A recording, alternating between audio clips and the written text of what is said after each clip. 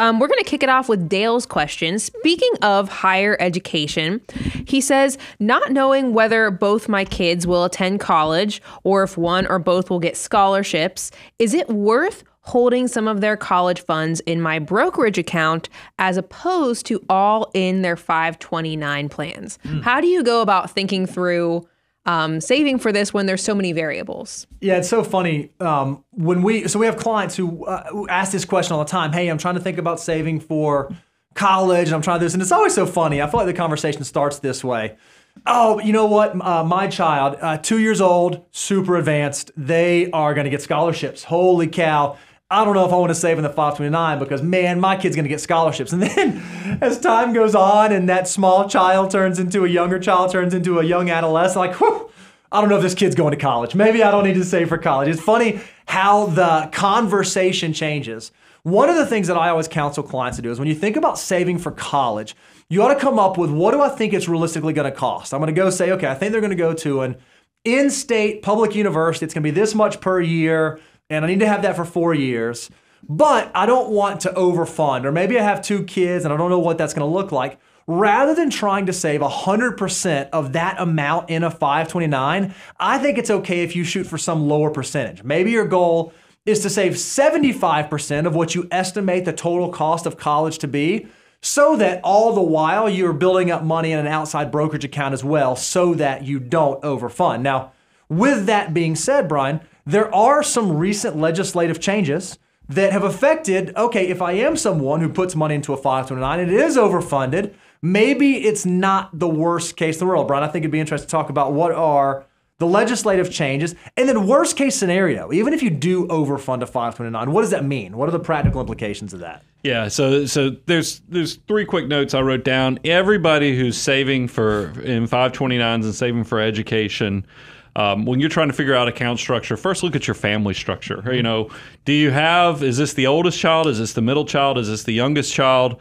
Because that will impact, because you can comfortably overfund the first one, and you can pass it right down to the other siblings, if they don't have, if you want to kind of sprinkle some on top to make sure they have enough. That's a great opportunity. The other thing is that there's other opportunities with money, even if your child doesn't go to college. Mm-hmm.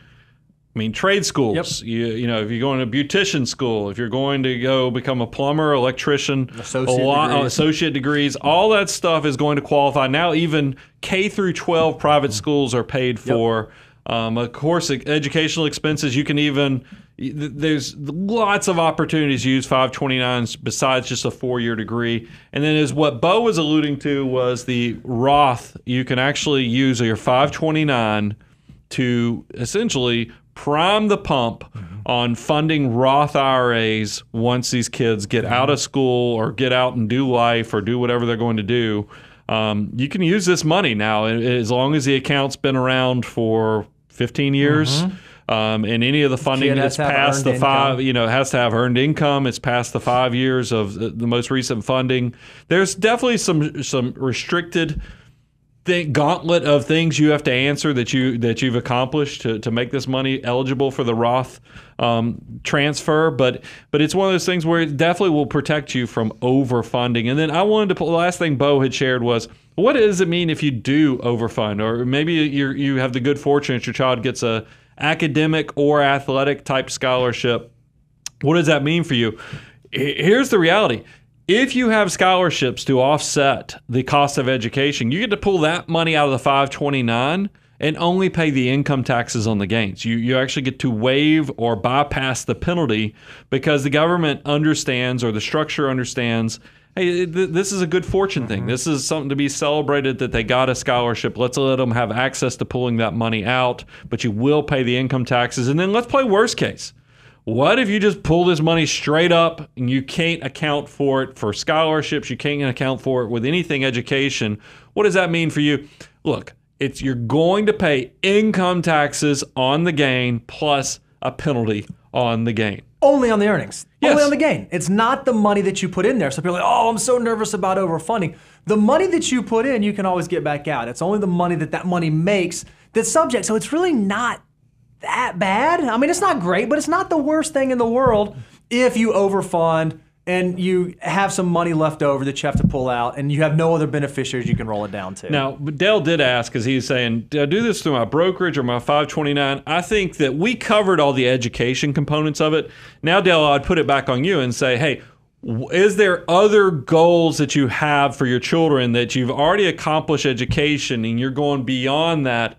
Now we can kind of talk about, does it make sense to use custodial accounts? Because they do offer some benefits especially if you're in a high income situation, because you can build out assets outside of you and your spouse.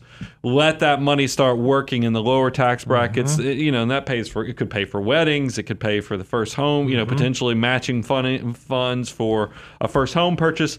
There are reasons to think about that, but do not skip steps and bypass education, because more than likely the kids will want, if you get to step 8 of the financial order of operations, the kids will want to make sure that they have funding secured for the cost of education.